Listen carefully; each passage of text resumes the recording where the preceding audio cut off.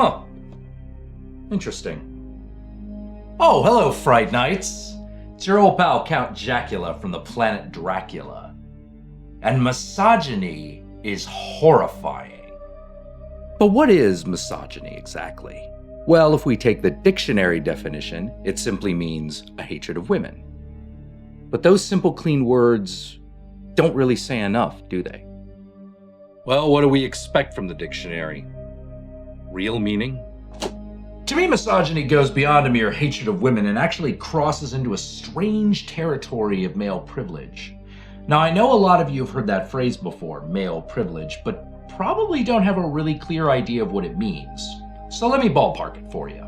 Male privilege refers to the things that men are given by society that women aren't. Now, that sounds simple enough, but it doesn't just cover the obvious things like the right to vote, equal pay, the holding of positions of power, etc. It also refers to things which are more invisible. Things like the privilege to dress the way you wish without being looked down on for it. The privilege to enter a creative position without your gender becoming an issue. And the privilege to not be judged mainly on your appeal to the opposite sex. Now, I know what a lot of you guys are thinking. You're thinking, Hey, I'm a big fat ugly dude, and I'm constantly judged for my appearance. and the reality is, yeah, you are. But if we're being honest, a woman of your same weight and attractiveness level is actually judged far more harshly. Take what you experience and multiply it by 100. Then you might be in the ballpark of the discomfort and judgment heaped upon the most attractive woman you know. I'm just using that picture of Mila Kunis there for illustrative purposes because, I don't know, I think she looks good in green. Let's take another example of male privilege, the damsel in distress. You all know this one. There's a beautiful girl that needs saving. The male hero saves her and is rewarded by an increase of status and a kiss. Now, how is this a problem? Are you supposed to feel bad for wanting to save a woman in peril? What kind of Samaritan are you? You rescued me just so you could get with me? Is it a problem that a guy should want to kiss as a reward for risking all to aid a woman in need? I'm not asking you to have sex with me. All I want is a kiss. The answer to both of these questions is an emphatic no. The problem doesn't lie with the ideas actually presented in the damsel in distress story. But like I said, the problems of male privilege are often invisible. You see, the core of the story is actually this. The damsel needs the aid of the hero comes to the rescue, so she grants a reward. Notice that I said she grants the reward. She's not the reward herself. Once we see the damsel as the reward rather than its grantor, we've objectified her. And as an object, we can do whatever we want to her. Hope I made that clear. Let's move on. Misogyny and male privilege are particularly hot topics right now since they have come back full force onto the American political stage. And don't act like it's not! If the last election cycle has revealed anything to us, it's that there is still a lot of willful ignorance surrounding women's issues, from shockingly absurd statements about female reproduction. If it's a legitimate rape, the female body has ways to try to shut that whole thing down. To grossly misjudged gender bias. I went to a number of women's groups and said, can you help us find folks? And they brought us whole binders full of women. I too have binders full of women. I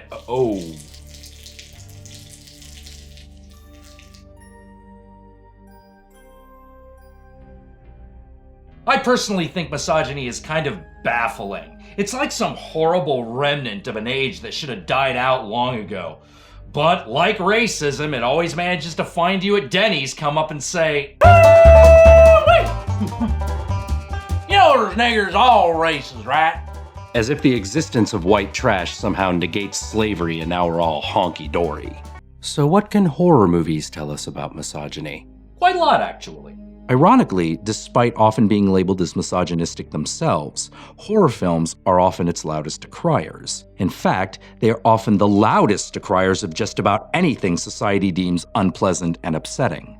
You see, horror movies work by trying to get as close to the raw cultural nerve as possible by taking advantage of society's fears and anxieties, particularly those of the times that they're made. Doing anything less simply wouldn't be horrifying. And as a result, they tend to be the more memorable and have more long-lasting influence than films with more mainstream sensibilities. For example, in the post-World War II era, the fear that communism might take root in America was omnipresent. While there were some non-horror movies about the topic, including the probably too-pointed I Married a Communist, these movies are largely forgotten. But you know what movie about the fear of communism has stood the test of time? They're after you! They're after all of us! Our wives, our children, everyone! They're here already! You're next! Also, without horror movies, there would be virtually no stories about that era's ubiquitous fear of nuclear destruction. And certainly no mainstream film could have captured it with the raw intensity of the original 1954 Japanese horror classic, Godzilla.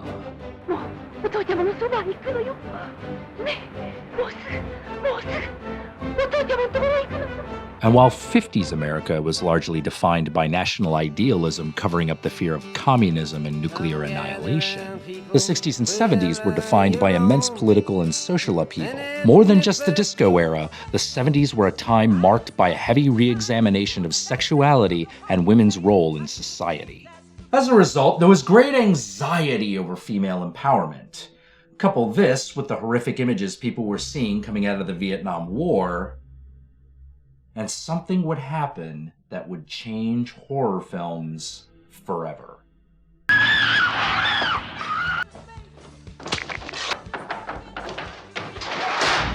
In 1974, a young girl chased by a maniac with a chainsaw escapes her attacker with almost no male intervention. I say almost because, well, there is Black Trucker Guy. By the way, this part always makes me laugh.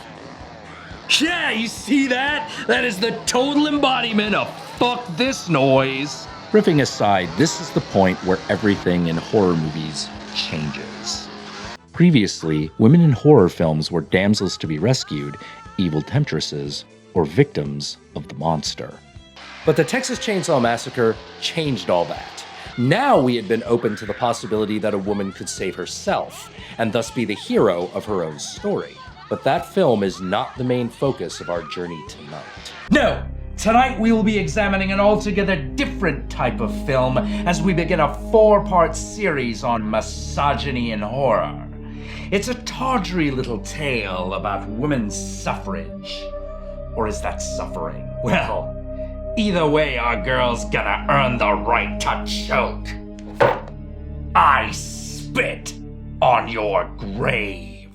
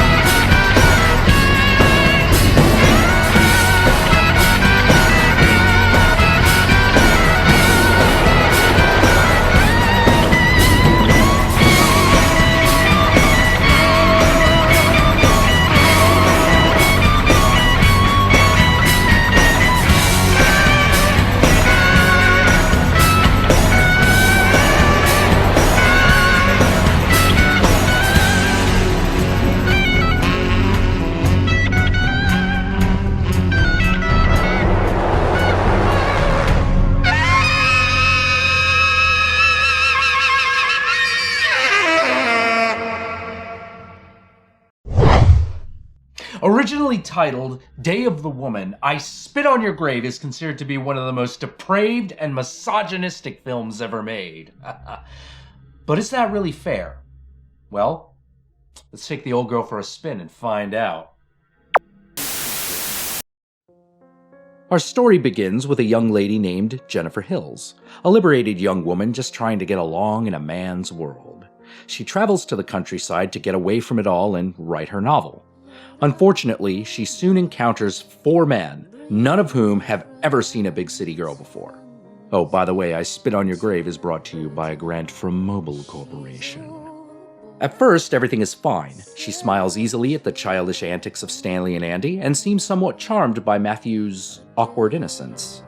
However, the attention she gets soon turns sinister as they brutally beat and rape her. Not once, not twice, but 4 times. Having been humiliated and stripped of all dignity, Jennifer spends the second half of the film mercilessly taking revenge on her former assailants. On the surface, I Spit on Your Grave seems to be a pretty straightforward revenge story, but a deeper analysis of the picture shows something more pointed.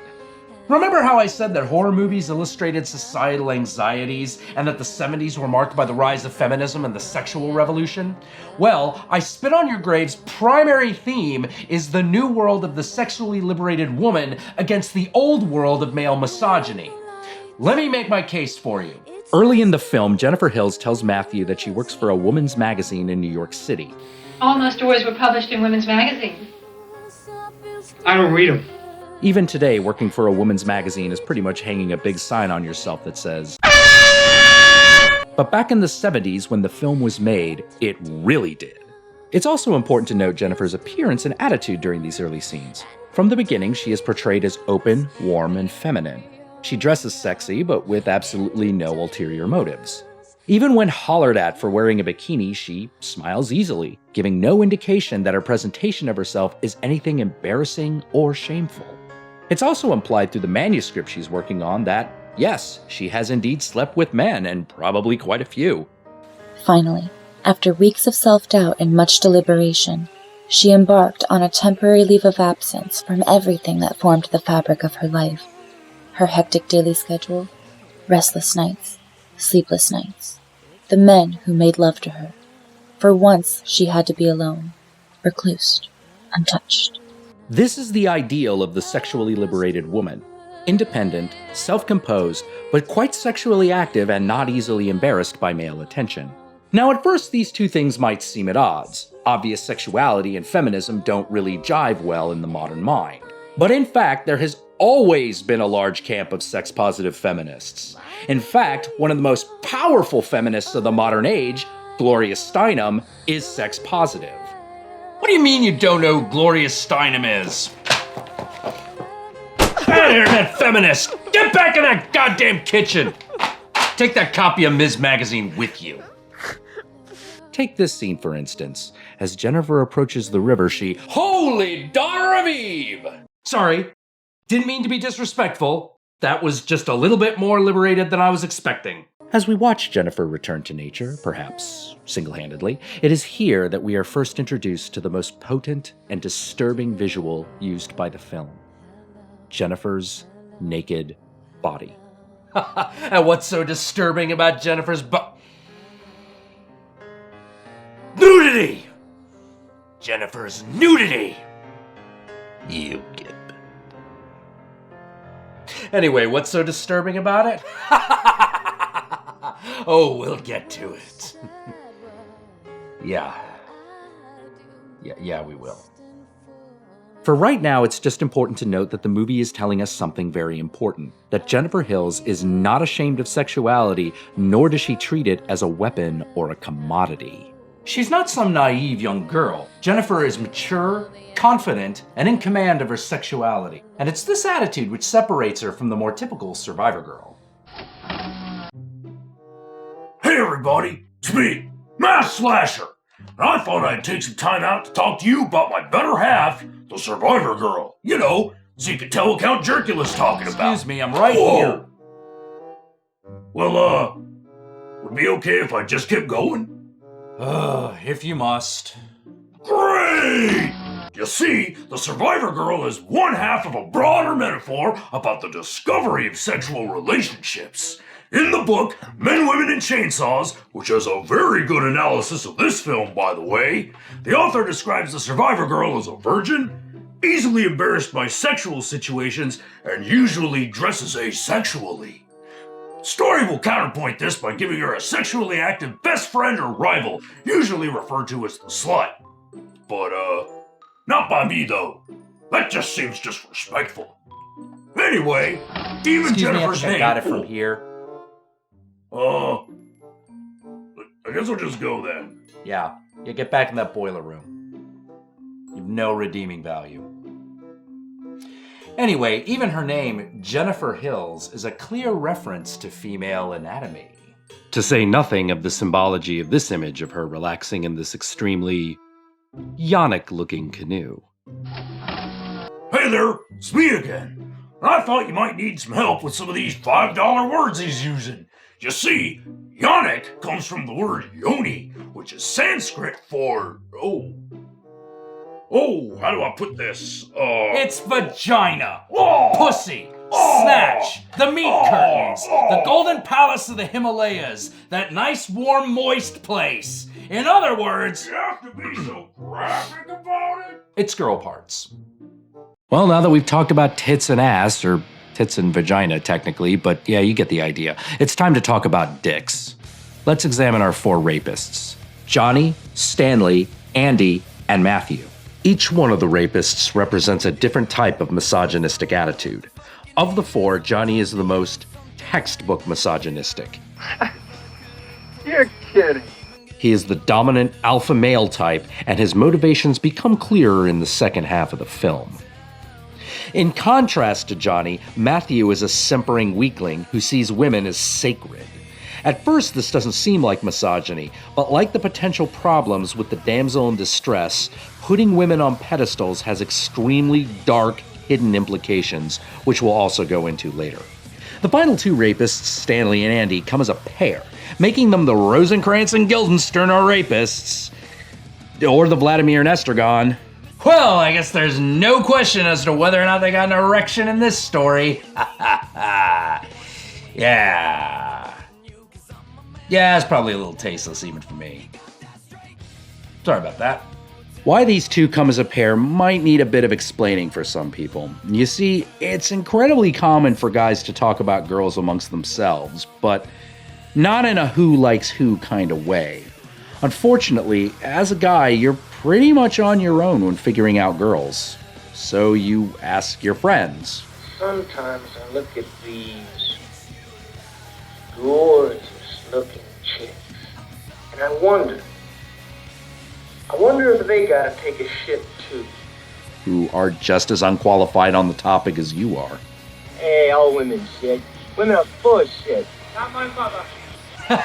Just like the internet reviewer community, right? Bad internet reviewer! Bad! You get back in that kitchen and think about what you've done! And take this copy of Citizen Kane with you! I know you haven't watched it, don't lie to me! Anyway, this often creates a blind leading the blind environment during sexual development, and if someone doesn't step in to correct it, it can lead to all kinds of problems with cross-gender relations later on. Not the least of which is misogyny. By the way, this is how a lot of homophobia spreads as well. Not germane to the movie, but important to note nonetheless. When we return, it'll be time to examine the true heart of this movie, the rape scenes. Brace yourselves, Fright Nights. It's going to get uncomfortable.